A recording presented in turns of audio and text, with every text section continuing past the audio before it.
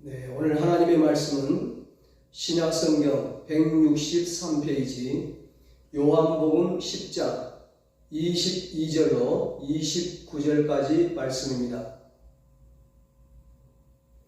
오늘도 하나님 아버지의 크신 은총이 여러분에게 풍성하게 임하기를 주님의 이름으로 축복합니다. 오늘은 아무도 아버지 손에서 빼앗을 수 없습니다. 이런 제목으로 함께 은혜를 나누겠습니다. 기독신문에서 기업을 경영하시는 분의 간증을 보았습니다. 이분은 대학 4학년 때 근육 무력증이라는 불치병으로 계단을 오를 힘도 이불이 덮여 있으면 잡아당길 힘도 없었습니다. 나중에는 볼펜 하나 드는 것도 힘에 벅찰 정도가 되었습니다. 그는 이런 고통과 절망의 나락에서 예수를 붙잡고 매달리기 시작했습니다. 성경을 보기 시작했고 말씀을 묵상하게 되었고 기도하면서 희망을 가지게 되었습니다. 그는 병상에 누워있던 2년 동안 신앙서적이란 신앙서적은 다 읽었습니다.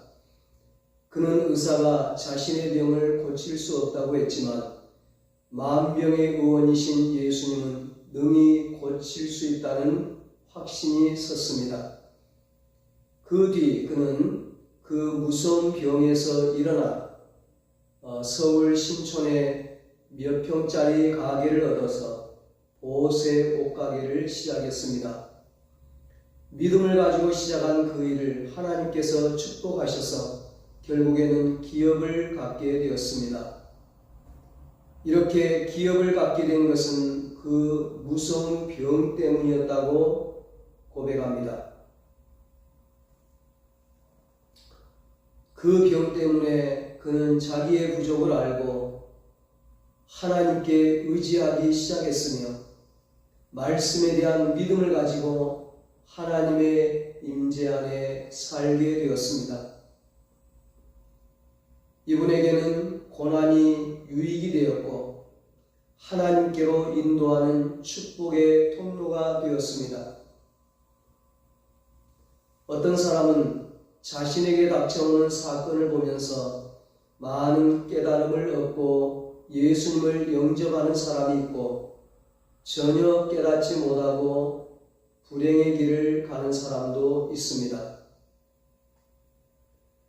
유대인들 가운데서도 예수의 행하시는 기적을 보고 또 그의 말씀을 듣고 예수를 하나님의 아들이라고 고백하는 이들이 있었습니다. 그러나 거의 많은 유대인들은 예수가 미쳤다고도 하고 예수를 아예 없애버리기 위해서 고소할 틈을 찾고 있었습니다. 예수님께서 수전절에 예루살렘 성전 앞 솔로몬 행각에서 거니시고 계시는데 유대인들이 몰려와 예수님의 정체에 대해 속시원히 밝혀줄 것을 요구합니다. 당신이 언제까지나 우리 마음을 의혹하게 하려 하나이까? 그리스도이면 밝히 말씀하소서 하니 24절입니다. 그들은 다윗 같은 위대한 메시아, 곧 정치적인 메시아를 기다렸습니다.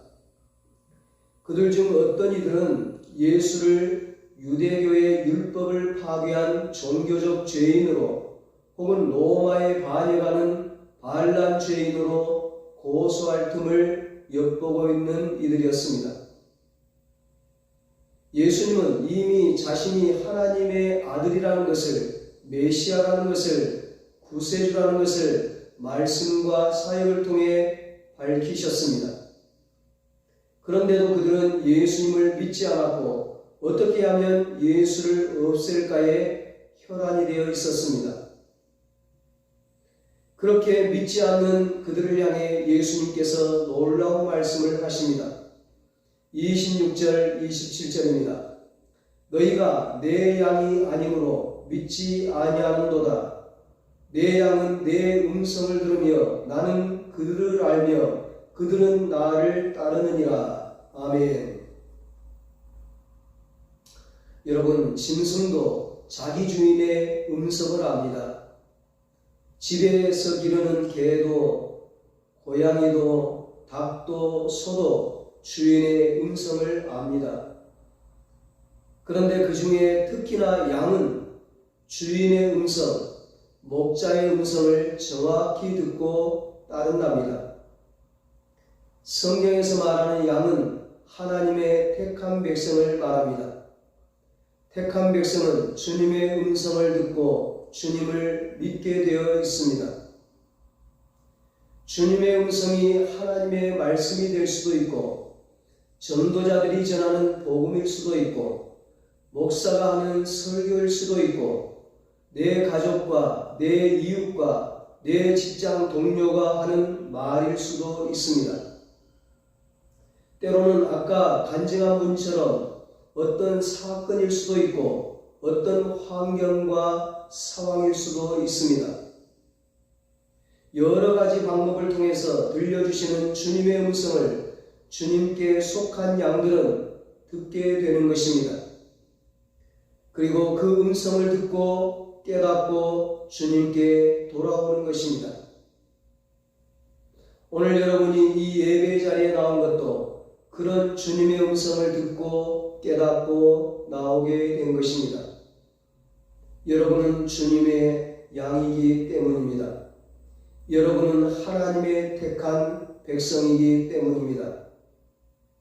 주님께 속한 영혼은 주님과 인격적인 관계를 친밀하게 맺고 영생을 받아 누리고 예수님과 성부 하나님의 능하신 손에서 안전하게 보호받게 되는 것입니다. 28절 29절에 예수님은 자신이 아버지 하나님의 이름으로 일을 행하며 아버지께서 자신에게 주신 양들을 자신의 손과 아버지의 손에서 빼앗을 자가 없다고 말씀하심으로써 자신과 성부 하나님이 하나임을 밝히십니다. 하나님은 예수님 안에서 말씀하고 계시며 예수님을 통해서 말씀하고 계십니다. 그러므로 예수님의 말씀 자체가 당신이 하나님의 아들 곧 메시아인 것을 증명합니다.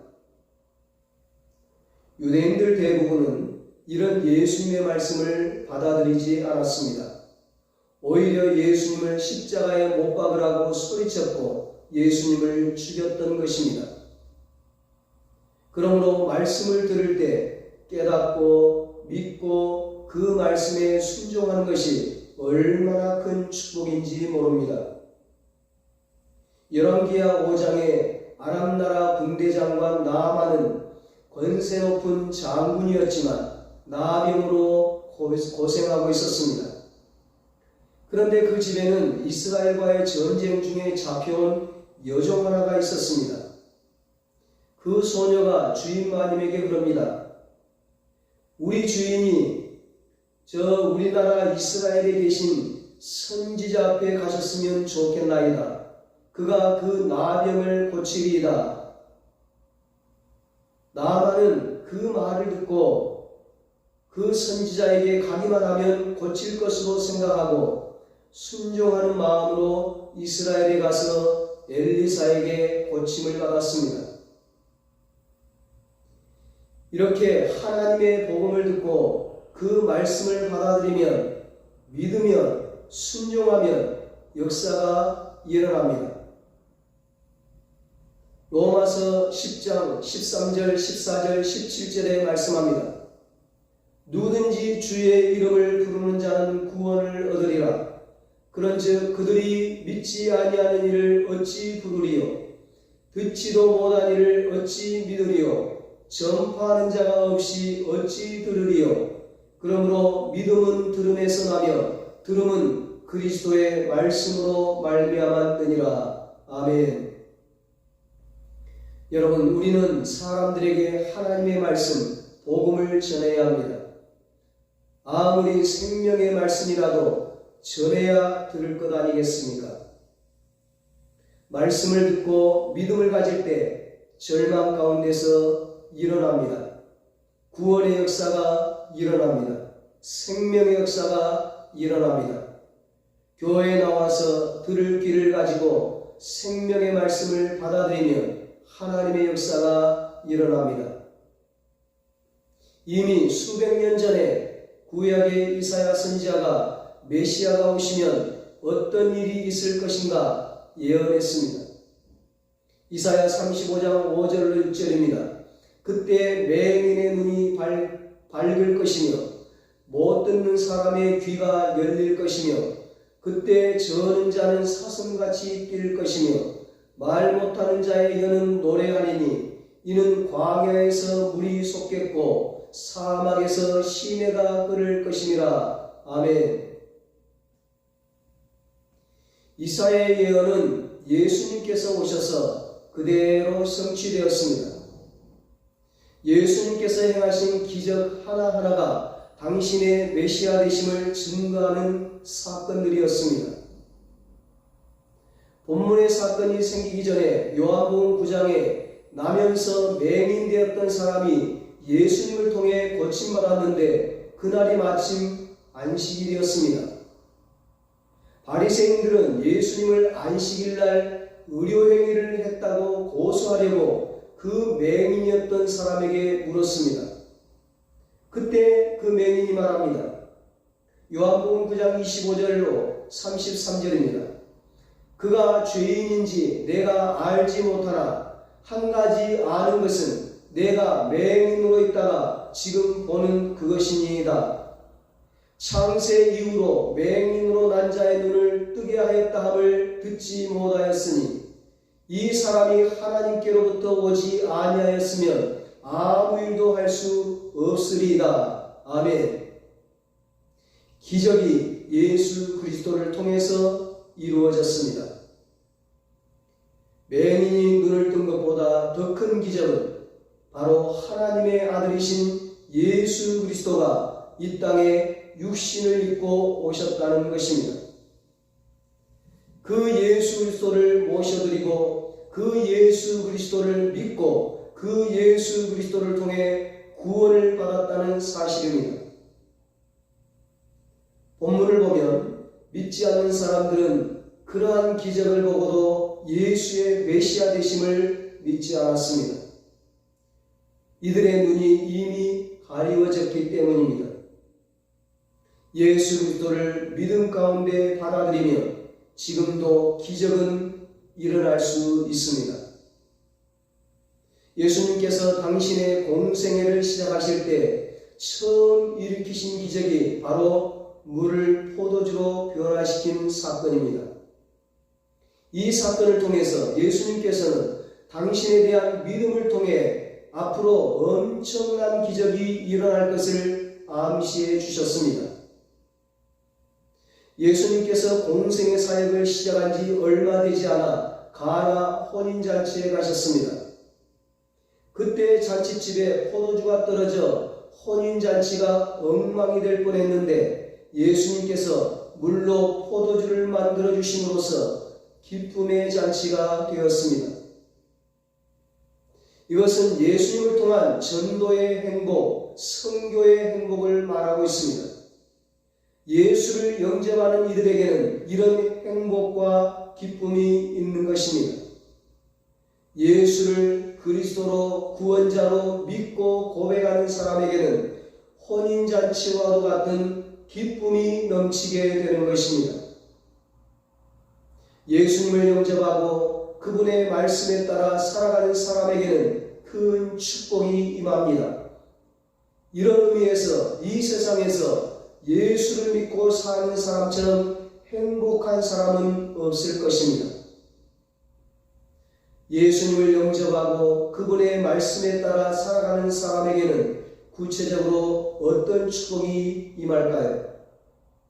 영원한 생명입니다. 영생의 복입니다.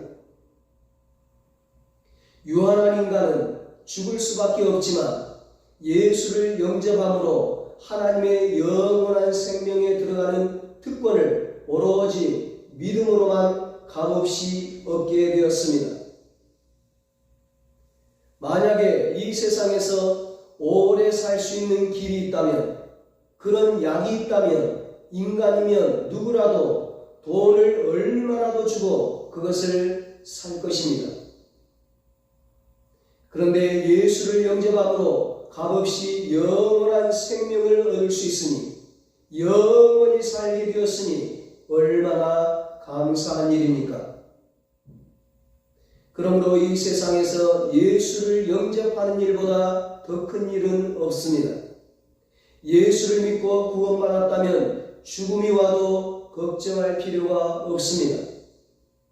우리 믿는 사람에게 죽음은 종말이 아니라 시작일 뿐입니다.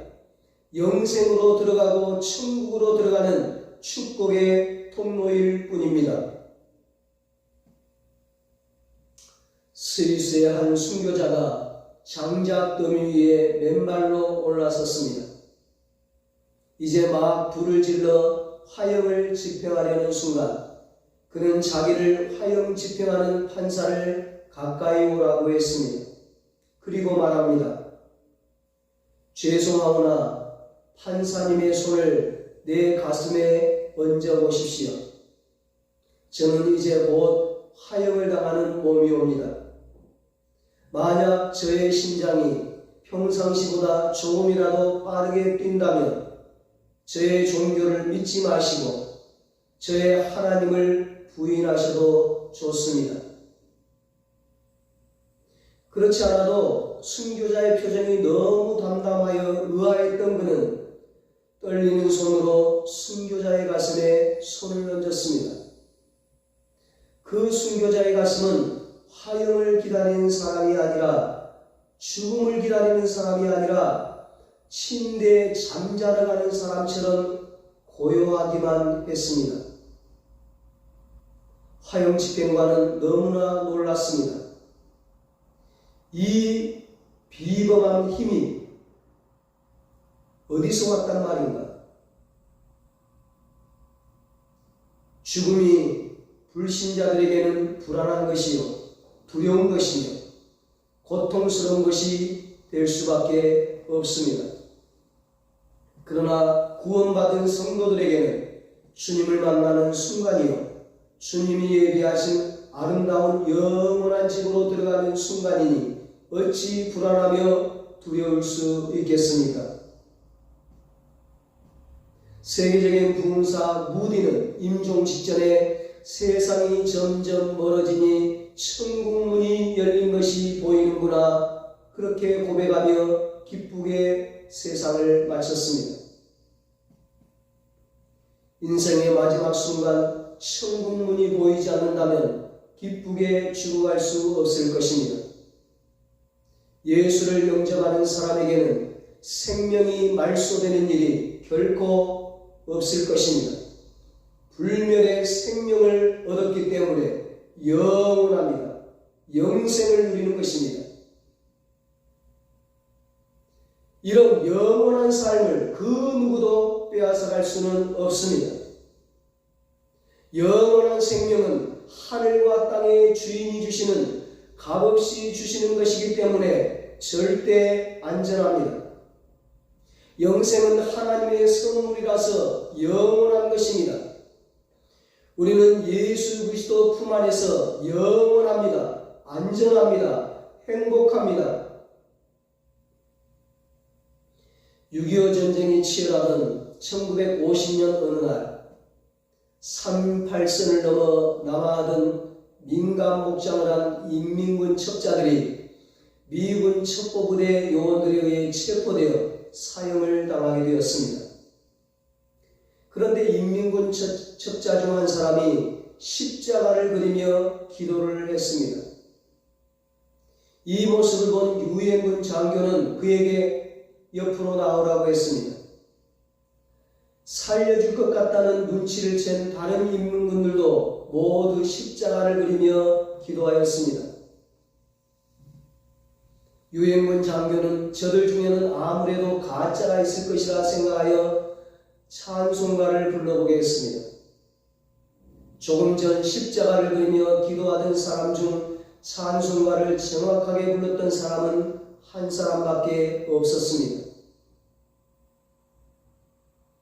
내 모든 시험 무거운 짐을 주 예수 앞에 아뢰이면 근심에 쌓인 날 돌아보사 내 근심 모두 맡으시네. 내 모든 괴로움 닥치는 환난 주 예수 앞에 아뢰이면 주께서 친히 날 구해주사 넓으신 사랑 베푸시네. 사제를 부를 때는 울면서 부릅니다. 마음의 시험 무서운 죄를 주 예수 앞에 아뢰이면 예수는 나의 능력이 되사 세상을 이길 힘 주시네. 무거운 짐을 나 홀로 지고 견디다 못해 쓰러질 때 불쌍히 여겨 날 구원해 주리 은혜의 주님 오직 예수. 결국 다른 인민군들은 다 총살되었고 찬송가를 부른 이 사람만이 살아남았습니다.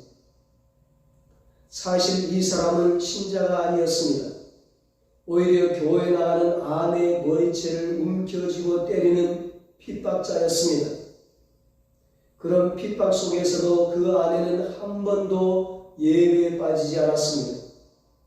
그 모진 수모와 핍박 속에서도 울면서 내 모든 시험 무거운 짐을 주 예수 앞에 아뢰이면 이 찬송을 매일 불렀습니다. 이런 부인에게 남편이 이 천치 같은 여자야 10년간 교회를 다니면서 노래라고 겨우 그거 하나밖에 못 배웠느냐고 핀잔을 주곤 했습니다. 남편은 10년간을 매일같이 이 찬송을 듣다 보니 자신도 욕하면서 그 찬송과 전부를 부르게 되었던 것입니다. 자신에게 매맞으면서 불렀던 부인의 그 찬송가 덕분에 기적적으로 살아난 이 남편은 훗날 하나님의 은혜로 신학 공부를 하여 목사가 되었습니다. 여러분, 가정에서 매일 찬송을 부르세요. 그러면 이 남편처럼 가정의 구원의 역사가 일어날 줄 믿습니다. 우리들은 흔히 믿음의 조상으로 아브라함을 이야기합니다. 그러나 아브라함도 자신의 부인을 때렸던 위의 사람과 별로 다를 바가 없는 죄인입니다. 창세기 12장에 아브라함이 흉년을 만나 애굽에 내려갔을 때 아내 사라에게 나의 누이라 하라는 거짓말까지 강요합니다. 결국 애굽 왕 바로의 후궁이 될 처지에 놓이게 됩니다. 그때 하나님께서 애굽 왕에게 개입해서 사라를 다시 아브라함에게 되돌려주게 하십니다. 믿음의 조상에 어울리지 않는 참으로 실망스러운 모습입니다. 그러나 여러분, 이런 죽어마땅한 아브라함 뒤에 하나님께서 계셨습니다. 하나님 때문에 애굽 왕은 많은 재물까지 주어가면서 아브라함을 보내주었습니다. 우리가 믿는 하나님이 이런 하나님입니다. 그러므로 사랑하는 여러분, 여러분의 삶을 하나님께 맡기십시오. 자신의 삶을 하나님의 손에 맡긴 사람은 어떻게 됩니까? 28절입니다. 내가 그들에게 영생을 주노니 영원히 멸망하지 아니할 것이요 또 그들을 내 손에서 빼앗을 자가 없느니라. 아멘. 하나님은 자신을 하나님께 맡긴 자에게 영생을 주십니다. 영원히 살 수 있는 특권을 주십니다. 선물을 주십니다. 은혜를 주십니다. 하늘나라 영생뿐만 아니라 이 땅에서도 하나님의 보호를 받으며 풍성한 삶을 살게 하십니다. 어떤 세력도 이들을 주님의 손 안에서 빼앗아 멸망의 구렁텅이에 빠지게 할 수 없습니다. 주님은 어떤 일이 있어도 그들을 지켜주십니다. 그런데 지켜주고 싶어도 힘이 없으면 지켜줄 수가 없습니다. 미국이 북한을 향해 큰 소리 치는 이유가 무엇입니까? 힘이 있기 때문입니다. 힘이 없다면 한반도 정세가 어떻고 하면서 운운할 수가 없습니다. 그렇다면 우리를 지켜주시는 하나님은 어떤 분이십니까? 29절입니다. 그들을 주신 내 아버지는 만물보다 크심에 아무도 아버지 손에서 빼앗을 수 없느니라. 아멘. 그분은 만물보다 크신 분이십니다. 그분이 우리를 붙들고 계시는데 감히 누가 그분의 손에서 우리를 빼앗아 가겠습니까? 아무리 세상이 악하고 무서운 전쟁이 있고 기근이 닥쳐도 하나님의 손에 붙들려 있는 사람은 결코 그 생명을 잃을 수 없습니다. 하나님께서 날마다 그 사람의 음성을 듣고 계시며 그를 도와주십니다. 시편을 보면 다윗의 시가 제일 많이 기록되어 있습니다. 그런데 다윗은 숱한 인생을 살아오는 동안 하나님께서 어떻게 자신과 함께 하셨는지를 생각하며 찬송합니다.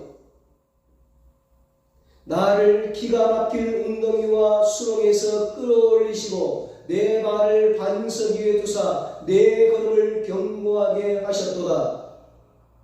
여호와는 나의 반석이시요 나의 요새시요 나의 건지시는 이시요 나의 하나님이시요 나의 피할 바위시요 나의 방패시요 나의 구원의 뿌리시요 나의 산성이시로다. 아멘. 만물보다 크신 하나님께서 전쟁 중에서도 고난 중에서도 자신을 이렇게 지키셨다고 했습니다. 사랑하는 여러분, 우리의 경우도 마찬가지입니다. 우리가 주님을 의지하게 될 때 그 어느 누구도 하나님의 손에서 우리를 빼앗아갈 자 없습니다. 우리에게 주어진 영생도 취소되지 않습니다. 그분이 우리를 지키시며 우리의 든든한 구원이 되실 것입니다. 그러므로 우리는 오직 주님 중심으로 주님을 의지하며 살아야 합니다. 만약 자신을 의지하며 사는 사람이 있다면 그는 얼마 가지 못해 파산에 이를 것입니다. 왜냐하면 자기의 힘으로는 자신을 온전히 지킬 수가 없기 때문입니다.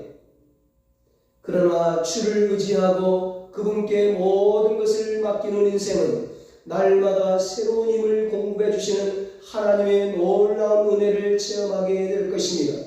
하나님이 붙들어 주시는 승리의 인생이 될 것입니다. 사람들은 부도가 나면 실패했다고 말합니다. 병에 걸리면 불행하다고 말합니다. 대학에 떨어지면 낙오자라고 말합니다. 죽으면 끝났다고 말합니다. 그러나 하나님은 실패가 아니라고 말씀합니다. 불행이 아니라고 말씀합니다. 낙오자가 아니라고 말씀합니다. 끝이 아니라고 말씀합니다. 망하지 않았다고 말씀합니다. 죽지 않는다고 말씀합니다. 다시 살아난다고 말씀합니다. 하나님은 결코 우리를 포기하지 않으십니다. 하나님 손에 붙들린 인생은 절대로 망하지 않습니다. 절대로 불행하지 않습니다. 절대로 죽지 않습니다. 영원히 살게 되는 것입니다. 나를 믿는 자는 죽어도 살겠고 살아서 나를 믿는 자는 영원히 죽지 아니하라고 말씀하셨습니다. 내 아버지는 만물보다 크시에 아무도 아버지 손에서 빼앗을 수 없느니라. 내가 확신하노니 사망이나 생명이나 천사들이나 권세들이나 현재일이나 장래일이나 능력이나 높음이나 기품이나 다른 어떤 피조물이라도 우리 주 그리스도 예수 안에 있는 하나님의 사랑에서 끊을 수 없으리라. 아멘. 아무도 아버지 손에서 빼앗을 수 없습니다. 그 무엇도 하나님의 사랑에서 끊을 수 없습니다.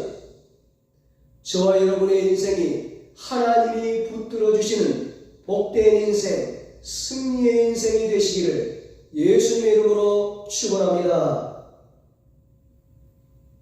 기도하겠습니다. 하나님 아버지, 천에 하나 만에 하나 우리를 택하여 주시고 예수 믿게 하여 주시고 영생을 주시니 감사합니다. 하나님 자녀로 삼아주시니 감사합니다. 이제는 우리를 아무도 아버지 손에서 빼앗을 수 없습니다. 이 확신과 이 믿음으로 하나님이 붙들어 주시는